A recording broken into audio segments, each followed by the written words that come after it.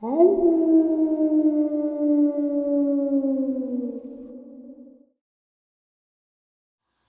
greetings and salutations, everyone. I hope everyone is doing well, and welcome back to today's second half. Before we jump into it, a couple links. As many of you know, I rely on Patreon, PayPal, channel membership, and the merch to help the channel to continue to grow and go. Links to Patreon, PayPal, and channel membership is in the description below. Merch is displayed directly under the video. Also, Dogman Frightening Encounters, Volume 1 through 3, the audiobook versions. They were written and researched by Tom Lyons, narrated and produced by me, Jeff Nadolny. Those audiobooks are available on Audible, Amazon, and iTunes, links to which are also in the description as well. And finally, last but definitely not least, if you'd really like to help support the channel to continue to grow and go, simply subscribe. It does not cost a cent. Click the like button, takes half a second. If you don't want to miss out on any of the informative uploads I put out daily, click that bell icon, and folks, please leave a comment. Why? Well, because all of these things really do help the channel to continue to grow and go. And yes, folks, they definitely matter. Now, everyone, I have taken far too much of your time. Let's jump in to tonight's second half, shall we?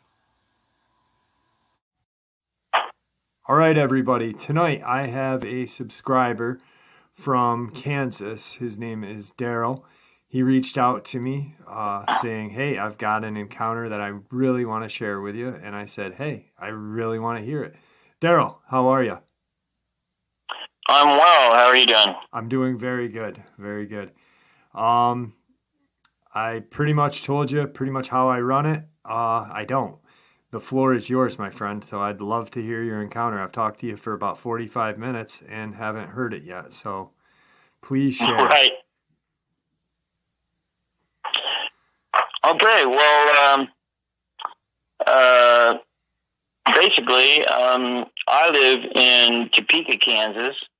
My encounter occurred about 2.5 hours south of here, southeast. Not very far from the Missouri border and Oklahoma border, somewhere around maybe Fort Scott area, near a wildlife reserve. And it was about 1992. I would say early November, late August, early November, because we hadn't had any real snow yet. It was the leaves had fallen pretty good, but and frost, but nothing on the ground yet. In fact, the week before I went up to set my stand and kind of scout the area out, I'd heard about from a buddy of mine, and we anticipated hunting together, but we ended up in different spots, and so I really didn't see him after that. But the morning I arrived, it was just an old dirt road winding back into the country, and when I pulled up, I had 3 different sections of cornfield that I would have to walk through. Just to kind of give you an idea of how far back in I walked. When I went the week before, it took me about 45 minutes to get back to the tree that I had chosen. But that morning of the hunt, typically I would walk slower, a few steps, stop and pause a few steps. Luckily, the ground was fairly moist, so the leaves, there was hardly any noise going in as far as me making noise. And I thought, well, this is perfect environment. I'm going to be able to get in my stand, without disrupting any of the deer in the area. So it took me about an hour to get back in there. And, I hunted quite a bit, so I was really comfortable and at ease in the woods, and it's nice to stop and kind of take stock of what's around you as you're going in, any kind of changes or anything.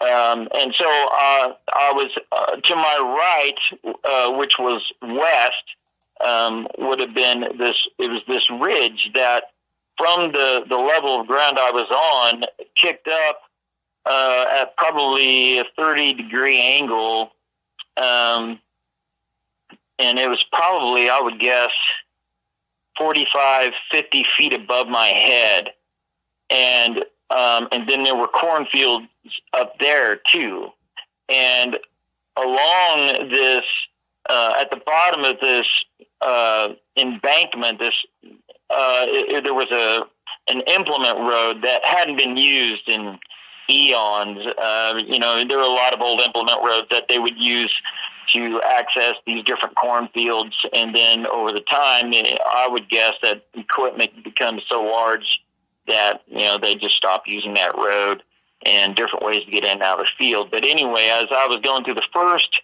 cornfield, which was about 40 acres, and then there would be a tree line, a hedgerow tree line, maybe 45 feet deep. And then, it would spill into another cornfield, which is about the same size, maybe a little smaller. I didn't walk around all the cornfields when I was there the week before, because I already pretty much knew where I wanted to go. But they were all in comparison as far as size, width, and shape. But it did kind of bottleneck back towards the back the further I went, and that's why I chose that area, because the deer would naturally form into that bottleneck. And so I then went through a third field, and then I got up to the area where I had chose my tree. It was a large cottonwood, and from the little implement road, it was probably, I would guess, 12 feet wide, maybe 15 in areas, but it was just riddled with these little saplings and some larger trees too that have grown up in this service road because no one had used it, and it was just becoming overgrown. But down the center of this service road was a fairly well-worn game trail, and there were several rubbings and some scrapes along there, and so I knew I was in the right area, and I had picked my spot so the wind was to my advantage, of course. But the tree that I was in was growing out of the side of this 50-foot embankment about 15, 20 feet up. So there was a service road, a little bit of a dip, and then you crawl up the embankment. And I had all of my gear, aside from my tree stand I set up the week before, and, all the rungs for climbing up in the tree, and, it made a little nest up there. And it was probably 12 feet off of the ground, up the tree. So by the time I crawled on my hands and knees to get up this embankment with my gear and try to be quiet, and, so I was moving slow. Eventually I got up into my nest, and to kind of give a picture of what it was like, the tree was very large, and it had three primary branches that went, to my left and then to my right, and then one behind me that actually grew up towards the embankment, towards the top shelf behind me, and that cornfield was behind me. So I had a really primo spot as far as where these deer were working through that area, and I lots of terrific sign, everything that I needed for a successful hunt that morning. I was really excited about, this particular buck I'd glassed the week before, and was hoping to maybe get a shot at that. But I didn't really notice until I got up in the tree stand. The environment was, well lit to get there. I didn't have to use my lamp at all, and because it wasn't a full moon, but it was bright enough that it was really pleasant. You could see a fair distance with that type of light, and guys that deer hunt, they'll know what I'm talking about. But at any rate, I got my bow. I'd knocked an arrow on my whisker biscuit, and I had my bow hanging there, and I was just kind of settling in. And then I realized that Walt Disney wasn't happening. And I always called it Walt Disney because you sit there long enough, and eventually you watch the world come awake. You'll see different critters, move around. You know, anything from birds fluttering up to you and realizing you're sitting there, and then they take off. But I had kind of a ghillie suit on that I had made, and so I wasn't anticipating any of that activity because I was blending in with my environment really well. And I'd prepared. I even brought a skunk in and threw it at the bottom of the tree just to give off some off scent in case just for backup, basically, I guess. I started doing that years before that. But anyway, I noticed that it was just pitch quiet. I mean, quieter than I'd ever experienced. It was almost loud because it was so quiet, if that makes any sense. And I didn't really know how to describe it because it never happened to me before. Usually there's some sort of noise, some sort of white noise, or leaves rustling from a squirrel or a rabbit, or something that you would expect, like a raccoon digging out a stump or something like that. And none of that was going on. Walt Disney wasn't occurring. There had been times when I'd see a skunk come out of a log and it'd sniff around, go back in, then head out, and then it'd have munchkins following it, out into the world. And that's what I called Walt Disney, because the films from back when I was a kid. And so anyway, it was, I don't know, maybe a couple minutes later when to my right, I caught movement, and I have a little bit of an effect with my eyes. It's a type of night blindness where the cones in your eyes are a little bit rounded off. So until something really comes into an area, it looks like just a dark figure to a degree directly in front of me, but my peripherals are very sharp. So I caught it in my right peripheral, and it was moving along the game trail in my direction, and it was very large, very dark, and it was not, it was just kind of a mass moving towards me, and it was kind of weaving in and out of the saplings, not making any noise.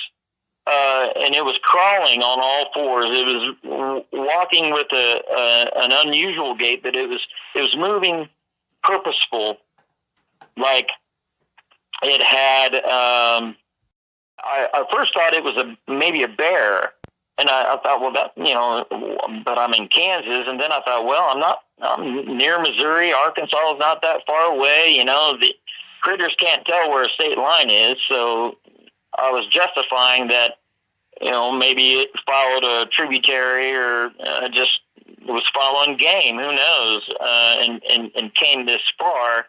And because I was in an area where it was fairly thick, I was on private land, but it butted up to some other land. I think it might have been part of government reserve land. I'm not really sure. But the property that I was on was private, and it was fairly thick back in there. And I didn't know for sure how far back in it went, but just by the look of it, it seemed as though it just went on for miles. But everything's sectioned off in that area over there, so it could have been, 2 or 3 miles maybe.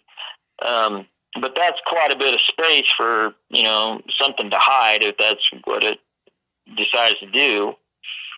So anyway, I've got my eye on it, and I'm thinking, well, my hunt's pretty well shot when these deer, get wind of this bear or what come along. And then I notice its head it's kind of lumbering. It's going side to side, like it's, sniffing the air. And the wind was set up to where it was downwind of me. And I was in my spot on purpose because I knew where the wind was coming from, because I wanted those deer to come out of that bedding and in that corn and come out in front of me for my shot. So with the way it was moving its head, I could tell it was testing the air. It would go left and right, and it was kind of had this rocking kind of, following. And then I realized, well, I wonder if it's zeroing in on me. Even though I had used scent blocker, I take my clothes and I put them in a bag with cedar branches for weeks on end, and I use different types of soaps that have no scent, that you're basically just scrubbing your skin off your body in preparation for the hunt. And even with a skunk at the bottom of my tree, this thing was coming towards me, I realized. And then it moved into a little bit more of an open area where the saplings had ended, and it was just a dirt road, and that was my kill spot. That was the spot that I had taped off and I had measured, and he was between 30 and 35 yards from me. And he was looking left, then right, and every time he looked left, I noticed that his eyes had a red hue to them. And I was thinking, well, I've never ever heard of that. I couldn't understand what I was looking at because I'd never heard of a Dogman before. At that time, I'd heard of, Bigfoot, of course, and I've seen the Patterson film, and this was just not that. I realized that I'm not looking at a bear, but at the same time, my mind was trying to justify the shape. It was trying to, understand what I'm seeing. And so it lets out this guttural growl. And I don't know. I'm calling it a growl, but it had such a low frequency that it shook my guts. Sitting that far up in the tree, it's like it emanated omni range from itself. It hit everything, so it included me. It encompassed me, and I didn't know what to do with my. All this is going on. I'd been watching it coming up, and this effect it had on me, I felt, I don't know if it would be nauseated, but this low frequency shook me like I've never experienced since then. It doesn't matter if you're at an intersection, you have these low, cars, with the low frequency. It was a ULF, an ultra low frequency that I've never encountered since. But I have heard on your show other people describe that, and I'm going, yes, that they get it. Those folks get it. And, I wish everyone could understand what that feels like without having to be in the presence of one of these critters. That I would never wish that on anybody, even people that I may dislike for one reason or another. I would never want to put them in that type of environment.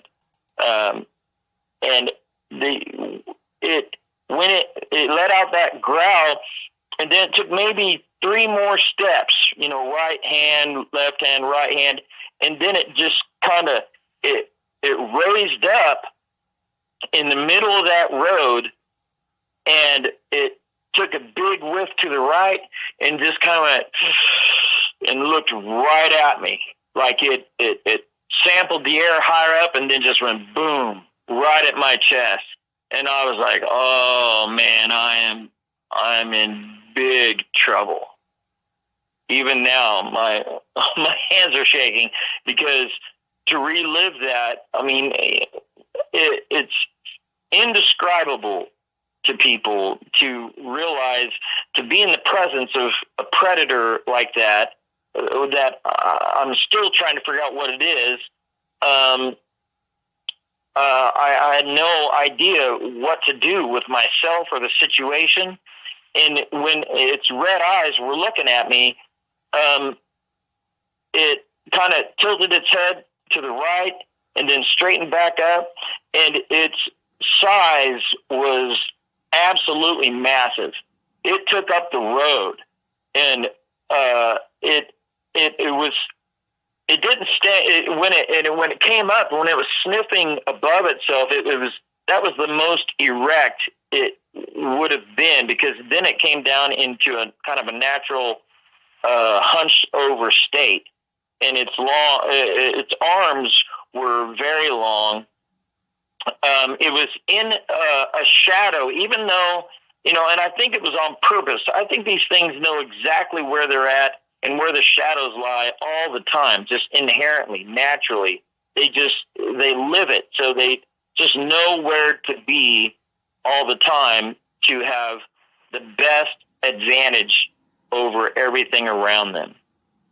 And so when it stood up, it was actually in a shadow.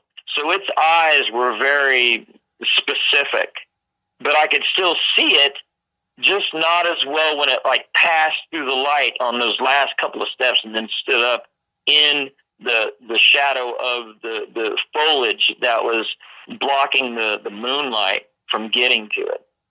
And when it looked straight at me, I didn't know what to think. And the next thing it does is it takes 2 steps. It lifts its right leg, steps into the divot that would be the edge of the road, and then steps up the embankment behind a tree. And it covered an incredible amount of space. And it was very quiet. Other than the growl, it made no other sound. I don't know, and I'm sure, given the emotional state I was in at the time, I couldn't hear leaves crunching or anything, but it was wet. So it was an environment that would be beneficial to that animal as well. When it stood up behind the tree, it stood half behind the tree. So its left eye, the side of its head, and part of its, the lats part of its body was behind the tree. And it was absolutely massive. The shoulders on this thing had to have been 3 feet, if an inch. If I had to guess the weight of it, 400 or 500 pounds. Huge critter. Very purposefully agile. Everything it did had a reason. And it didn't shuffle around. It came, the way it crawled up was very purposeful. It was very sleek. Daryl, not to cut you off, but just 2 questions really quick. Did it have the ears? Did it have tufts on its ears? And was there a visible tail? It did have tufts, and it did have a tail. And what really brought me out of my whole what in the hell is this thing is when it was behind the tree, it put its hand up on the branch. So there's this tree, and it was a big enough tree that it was able to hide half of itself, its right side, its left side, and its left leg were visible to me, and the left side of its face, from, I could see most of its muzzle and its left eye and its left ear, which did, it came up off the top of its head. And this critter was almost completely black, other than it favored kind of a gray sheen to it. So when the light hit it just right, it seemed as though its hair was designed to just meld in, like really good camouflage. Like if you had to decide whether you saw something in a shadow or not, you could convince yourself very easily that it actually wasn't there. And but other than that, it was just pretty much all black. It didn't have really long hair. Now, around its, by its head and around onto its shoulders, it had a little bit longer hair. And when it was looking at me, and it put its hand up, and it wrapped its hand around this limb that was also going up the embankment. It was growing in that direction. And when it wrapped its fingers around this limb, like it was just resting it there. And then it looked at me, and its left ear twitched like my dog's ear does. And that twitch brought it home to me, like, holy cow, this thing is real. It's really real. Because I'm not imagining this thing at all, because that it was like a fly type of, or a gnat bothering it, and it just flicked. And its head was enormous. This thing was just, I can't describe how big it was. And the definition to every part of its body was just, incredibly strong. It was muscle bound, but it wasn't, it wasn't overly large like you would imagine maybe a Bigfoot would be. It was just cut, I've heard people talk about Arnold Schwarzenegger and things like that. And, it definitely fell within the realm of that, but in its own way. And so I decided that I needed to see more, around the back side of it. So in the branches that I was sitting in, the cottonwood that I was sitting in, these limbs were massive. I couldn't get my arms around them. When I was tying my safety harnesses on, I had to flick it around and catch the other side. That's how big these things were. And so this was a huge cottonwood. And so I slowly leaned to my right, and I leaned clear over and looked past this branch to be able to see the back side as much of this critter as I could. And that's when I saw its tail, and it came up at kind of an arc upwards, and it had a little bit of hair on it. And it was maybe a foot long, something like a foot and a half long. It wasn't like an elongated dog canine tail. It was there, but it wasn't, as long as some of the ones that I've heard about since, discovering your show. And the legs were very thick on the thigh, but reduced as it went down. And then the hock, or that was very pronounced. It was not a man leg. It was definitely canine. It definitely had genitalia. That I noticed when it first stood up and faced me and took the step over, so it was definitely a male. And let's see. So the interesting thing is when I leaned right, so I'm going real slow, and I've got my ghillie suit on and everything, so I'm trying to think that I'm a bush that's, moving real slow like you would when you're hunting anyway. But who am I kidding, right? This thing, it got me no matter what. And so I lean right, and I'm looking at it, and then I start moving back slow. So it was kind of the count of three, like 1001, 1002, 1003. I'm looking at it, and I'm taking that in, and then I go back, and I go about the same. So it took about 3 seconds to get back to a sitting position to where I would then visually engage it again. And during that 3 seconds or so, when I moved from my right to my left, it was gone. It wasn't there. At that point, I was freaking out. I didn't hear anything. I couldn't these things are so good at moving through brush. They just know where to go. It's obvious. There are times when they want to make their presence known, and they'll move bushes and they'll scratch around. They'll growl. They'll make all sorts of noises. But this thing was very purposeful, and at that time my senses were just going crazy. I thought about shooting it with my compound, and I decided not to because I thought all I'm going to do is piss this thing off. You talk about hunting pigs in the side plate on a pig. If you don't hit it right, you're just going to irritate the pig. And to think of how this thing must have been built wisely, I decided not to shoot it, and I'm glad I chose not to, because I don't think I'd be sitting here today speaking about this at all. Right. I the only other option was my skinning knife, and I pulled it out of my sheath, and I'm standing there. I feel like a mouse with an eagle coming down on it, and this is my last form of defense. And so I'm standing there waiting for this thing to come up behind me, come up the tree, something. And there's nothing at all. Nothing.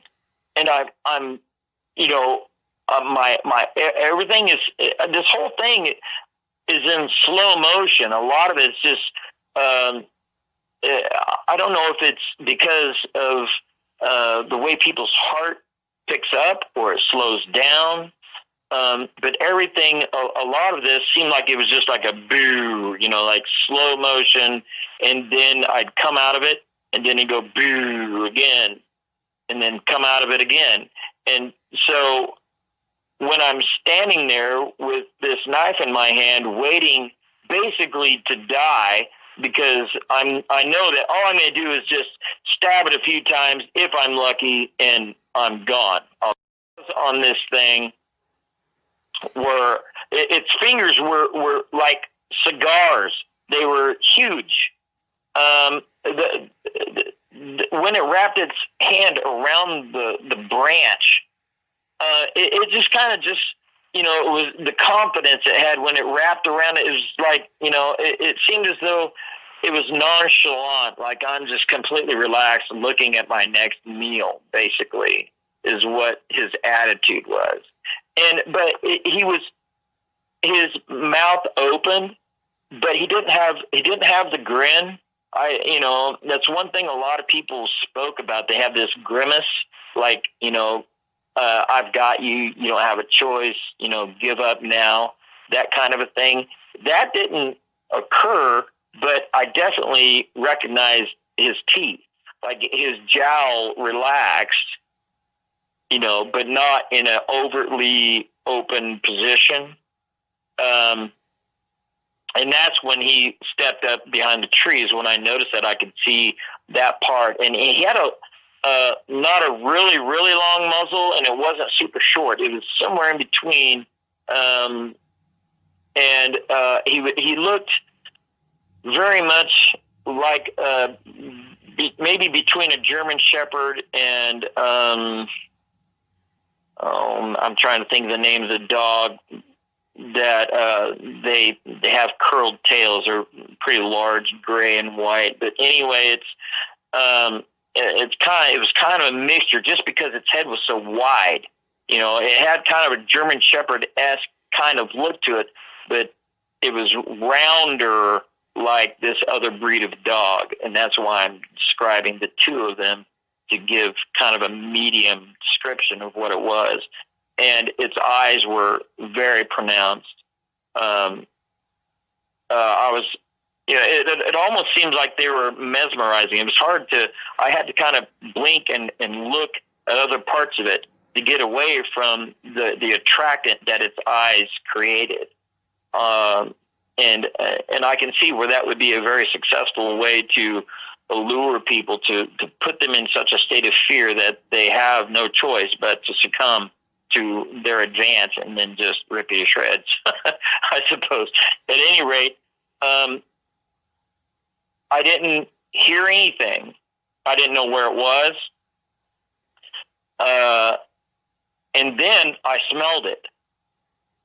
All of this had occurred, and I didn't smell it at all. And that, and it's because the wind was coming from my left to my right.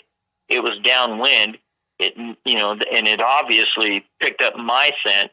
So its sense of smell was way more than a deer. Obviously, it was, high predator, type of level.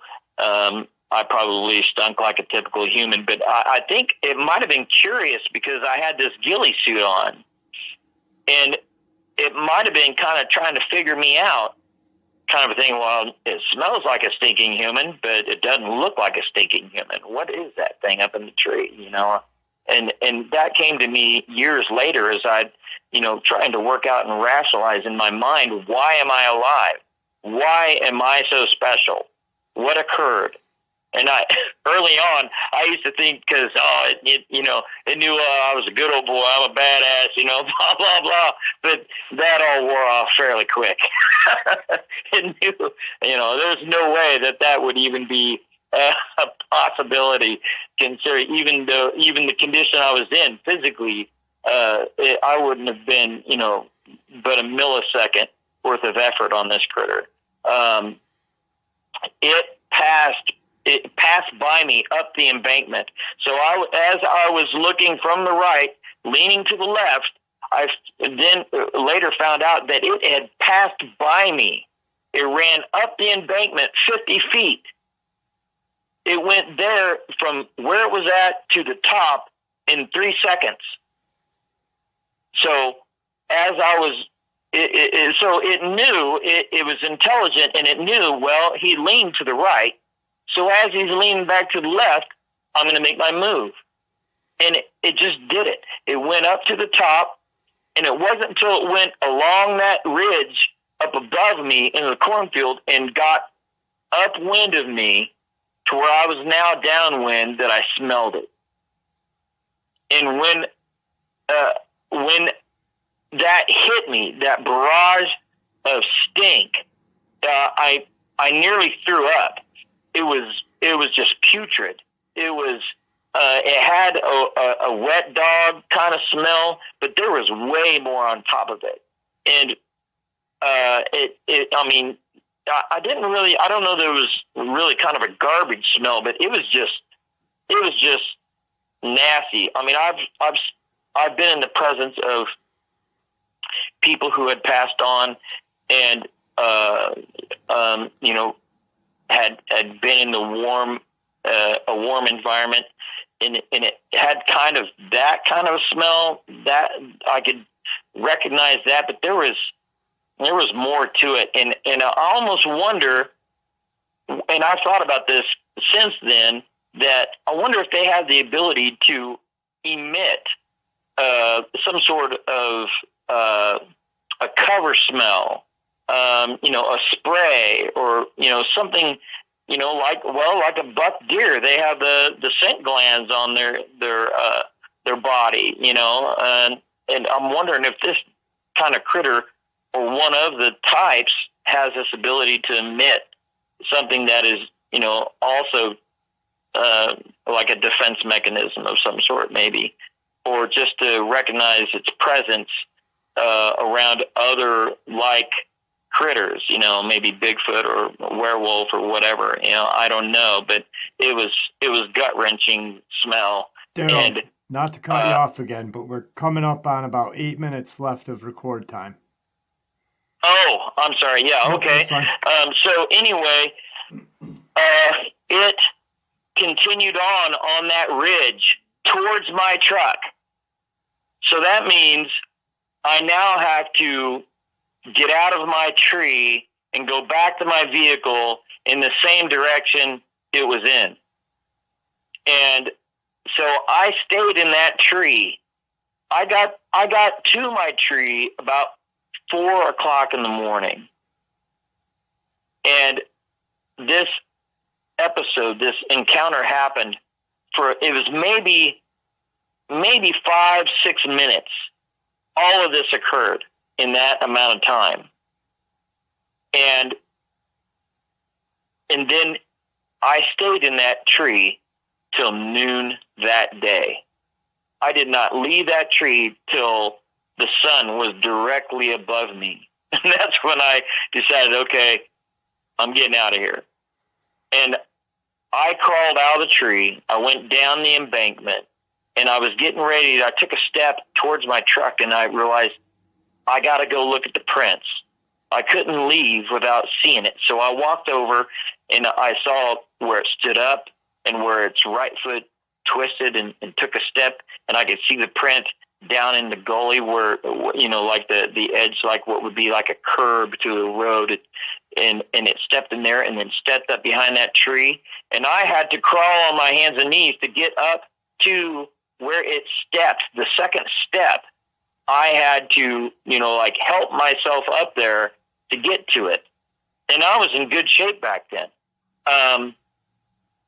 And then I reached up to try to put my hand on the branch that it just nonchalantly wrapped its fingers around, and I jumped as hard as I could, and I could not swat the bottom of that branch. I was 4 or 5 inches away from it. And that's when I started getting the idea of how tall this thing was. Now, I can jump up and I can swipe an 8-foot ceiling. No big deal. Okay, I could jump up and put my palm print on it, easy. So if I can't jump and touch the bottom of the branch, then that means it's close to 9 feet. And its head was above the branch where it rested its hand. So if the branch is close to 9 feet and its head is above that, you can see its collarbone. That means that critter's got to be 9.5 foot tall.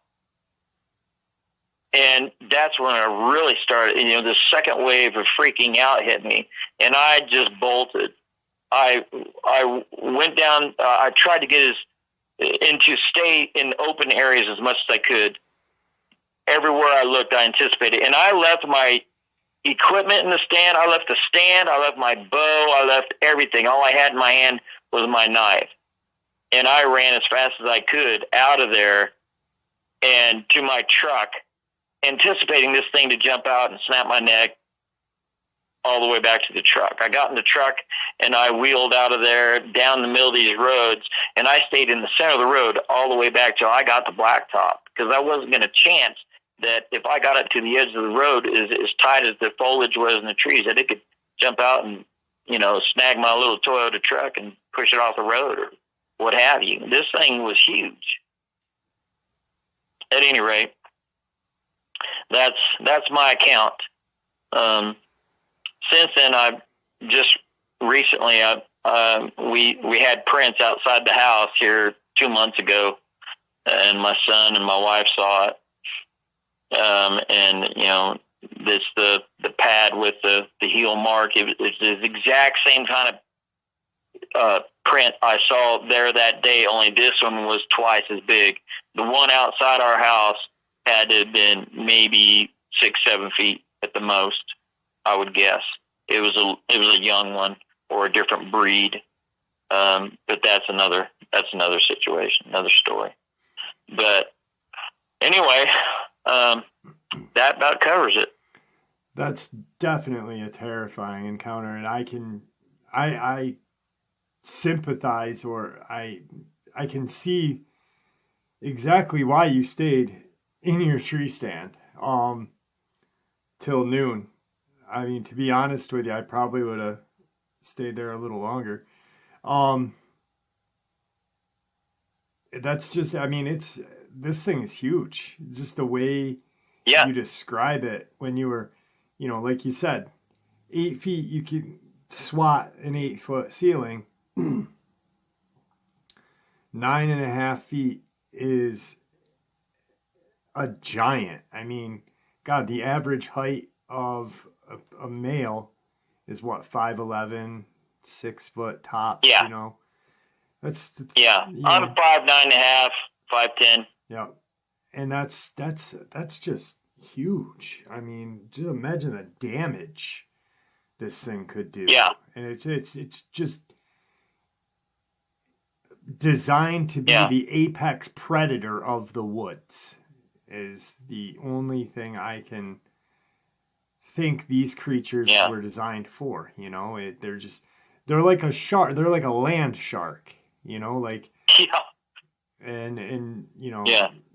not no reference to John Belushi on that. Yeah. So, you know, I mean, I'm glad that you were able to share the encounter with us. I'm glad that you got out of that situation okay.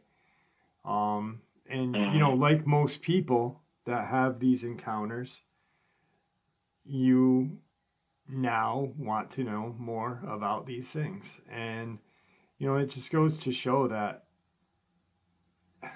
the more questions we ask, the more questions are in front of us. I don't think we'll ever, to be honest, I really don't think we'll ever have all of the answers, unfortunately, Right.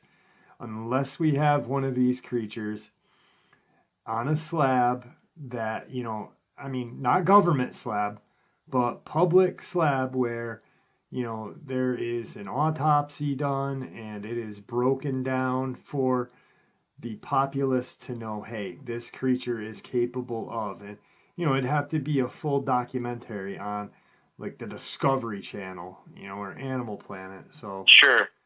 it's just, Well, and it would have to be, you know, approached by people with doctorates in the right background, so that way they would be credible. People would take them seriously. You know, it took me a long time for me to just stop caring what other people think, because I had to do it for my own peace of mind, right. my own health, and be damned what other people think. And all I can say is just hope that you never have to experience anything like that. Yeah. And it was a very humbling experience. You know, I was, you know, and I'm still a person that, you know, I'm not afraid to deal with human beings. I'm not afraid to manage other people. But something of this, you know, I've been around mountain lions, you know, cougars. I've not been around a bear. I thought it was a bear. I wish it would have been a bear, honestly. But there you go. It is what it is. And I feel fortunate to have had the experience. I feel like I'm one of few on the planet compared to the populace. But I think there's going to come a time when there are going to be way, way, way more people finding out about these things. And then it's going to just, you know, be there. It's going to explode out onto the populace. And people will have no choice but to recognize the value of what it is. Absolutely. Daryl, we are almost like 30 seconds, 45 seconds before we're out of time. Is there anything that you'd like to say to the Dogman family here? Yeah, I've really enjoyed everybody's interactions. I've learned a lot.